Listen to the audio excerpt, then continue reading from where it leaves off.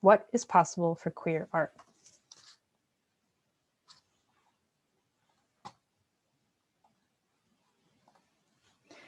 So 先多謝 Hong Kong International Photo Festival, Stella, Kaya, Kelvin, Jingping, Bess, Josie, my one.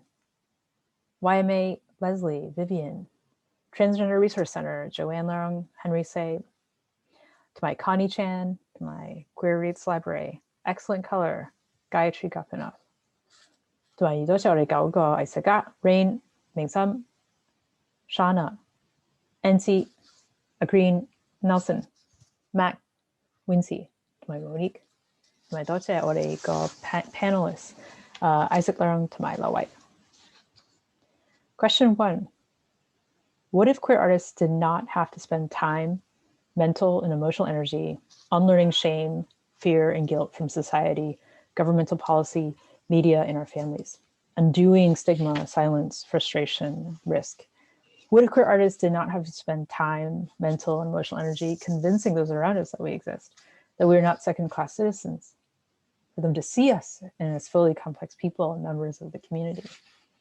What if queer artists did not have to spend time, mental and emotional energy searching for a queer genealogy of cultural production, searching for a queer blueprint, an intergenerational dialogue between queer artists that is not truncated or broken due to historical or institutional erasure or marginalization? What then would be possible for queer artists without these burdens or absences if we didn't have to resist erasure? To survive and to make art is an act of resistance. If we had rights, but also the right to opacity, the right to be complex or contradictory, to be oblique, to represent only oneself instead of speaking for a whole community. What is the poetics of queer refusal, queer critique, a queer note? Queer artists have the right to use our own maps and language, the right to be wild, to resist legibility, coherence, or order.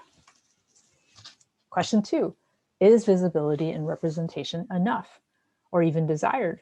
Can visibility harm? What role does photography play in the context of visibility and representation, discrimination, state surveillance, power, facial recognition, and arbitrary laws? We acknowledge the importance of being seen and also being heard, the importance of protection and care. However, the poetics of refusal, a queer refusal and dissent, can't come out of care, rethinking how we see and how we are seen. Finally, is the content of LGBTQ's artists' works that gets institutional support and the discourse around it as robust as it could be? Is the field inclusive of work that is not solely contextualized by our identity, our minority status, sexuality, or otherness? How can queer artists question the status quo, maintain a radical critique while trying to survive everyday violences?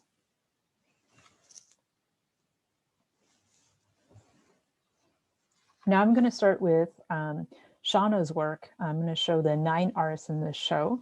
Shawna's work, the series is called P.S. It's an Emergency, which is made in direct reaction to the anti-mask law in the fall of 2019. Shawna has chosen not to make her work for the series at the front lines, but rather has worked slowly with friends and folks close to her, making time to create more steadfast portraits of individuals resisting the ban and to consider how people occupy time and space in between.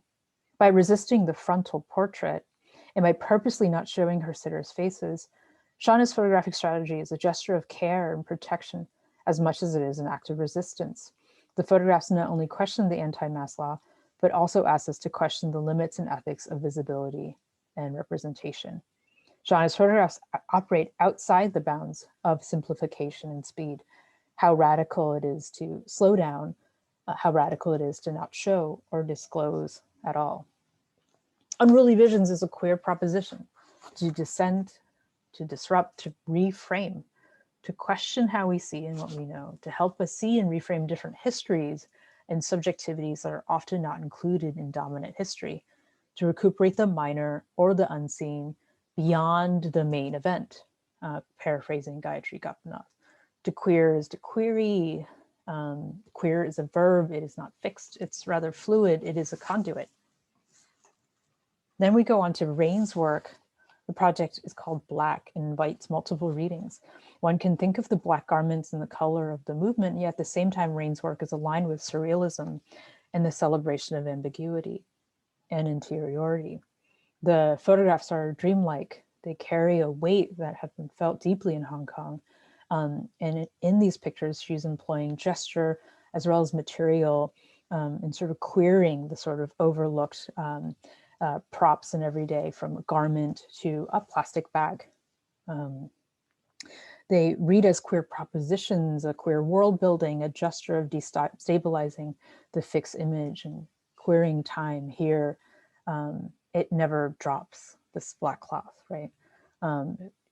We're calling to attention the nature of photography itself, and it's a queer poetics of going from looking down to looking up. Queerness is that thing that lets us feel that this world is not enough, that indeed something is missing. So to go from queer world building of Rain, we're also going into Mac's video project called Queendom, which is a queer utopia. It is this unabashed celebratory video piece filmed outside of the city, set against the backdrop of an idyllic nature with mountains and water and sky.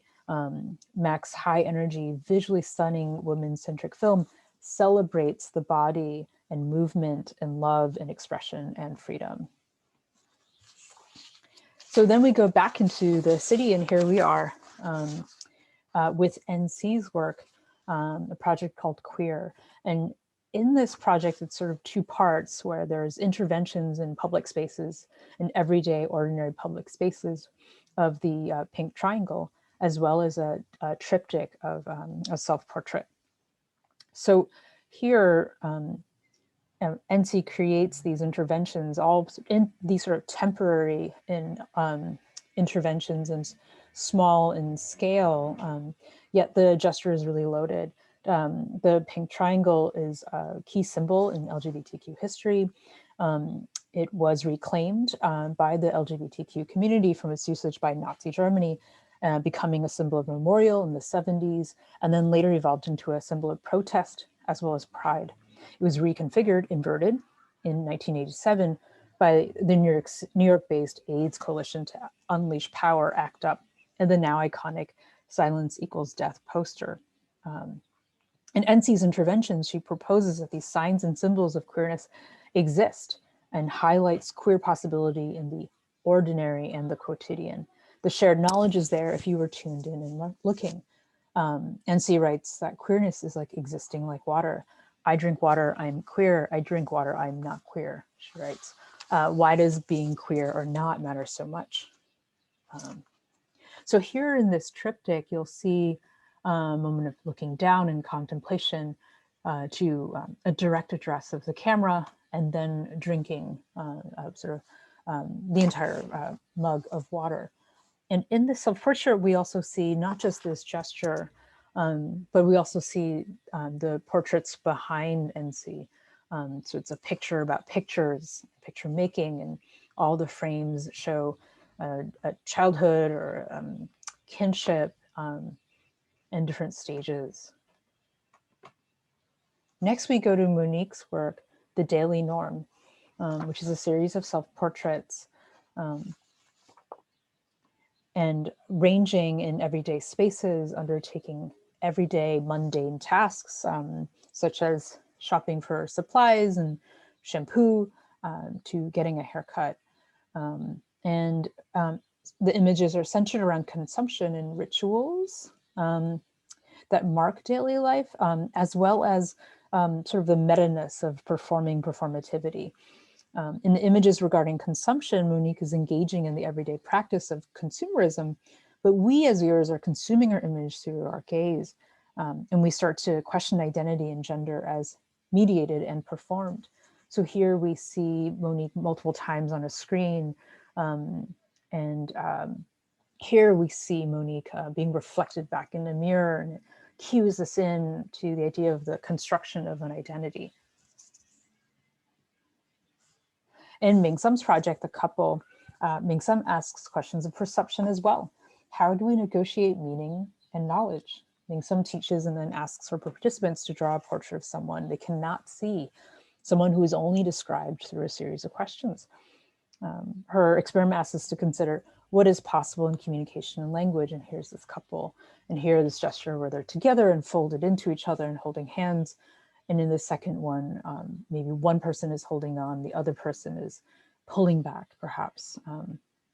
But really the question then becomes, such as the one posed by the photographer Robert Giard, a portrait embodies both our will to know and the limits of our knowledge. Next, we go to Nelson's work, Where Are You Going? Where Have You Been? Nelson is an undergraduate student, frontline student journalist who's made over 30,000 photographs since June 2019, covering the movement. The images range from high-key moments, off photograph to press, and moments that resist the simpler narratives of pain and violence that dominated the news media and our mobile phones and browser tabs. There are images of state violence, yet also moments of care, care between protesters and students and strangers, as well as generations. So how do we visualize or even talk about different kinds of violence, both fast? Here, the drawing that sort of is talking about one of the first instances in which a student, an 18-year-old student, was shot just 3 centimeters away from the heart, to how do we talk about a slow kind of violence, where both are important to talk about. So says the artist, in this regard, I hope to take a few minutes to mourn our freedom, mourn the truth, mourn our passion, and even the freedom to mourn.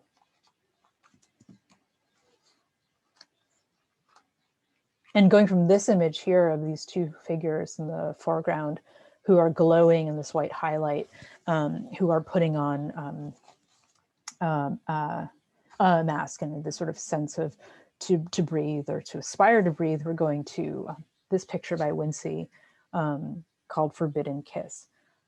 So even thinking about sort of moments and that are sort of keyed in 2019, 2020, images of plumes of smoke or gas, or aspiration, breathing. Here, Winnie's work, stamps, she appropriates and reconfigures stamps from other countries as a way to locate occlusions in queer history. Here's the images that she's working off of and reappropriating from Austria 2019, Canada 2005, Luxembourg 2015. The years are significant. Those are the dates in which those countries have legalized same-sex marriage. And then reimagining it and querying that through the sort of sites and sort of moments in Hong Kong.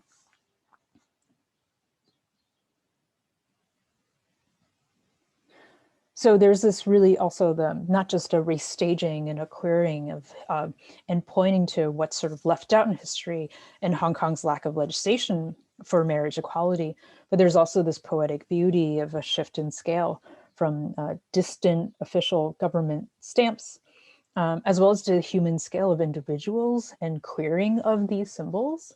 And then even the gesture of a letter that travels distance or long distances from hand to hand. Finally, in our last artist is Green. The project is called Dancing in the Dark, a certain time at certain place. Green, queer space and desire, photographing public gay cruising spots by night.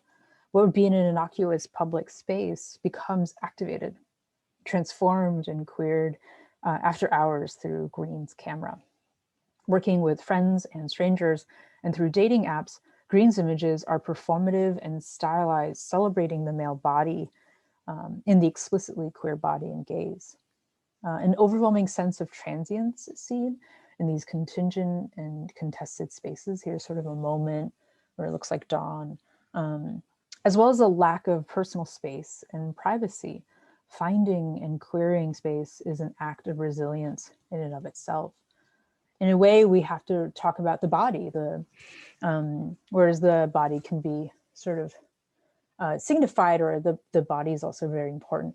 The body gets in the way, but the body is important. It's a point of departure. It's also a destination. It's a inspiration as well as a conceptual catalyst. So then we're also thinking about, how do we build space? Can we think about these sites as resilient or resistant? And in this picture here too, we're also talking about possibility. Here, we don't have to use the body to talk about a queer longing or desire, that is hinted at, and then this picture operates in that sort of poetics. Together, the 9 artists in this exhibition highlight the complexities of our endeavor to understand photography's relationship to time and impermanence, knowing and unknowing, and to looking and being seen. We offer queer propositions of a new and different world with unruly visions. There is a full range of contradiction, full range of both pain and joy. So I'll just quote David Getze one more time. Sometimes we need radical visibility. Sometimes we need figurative art.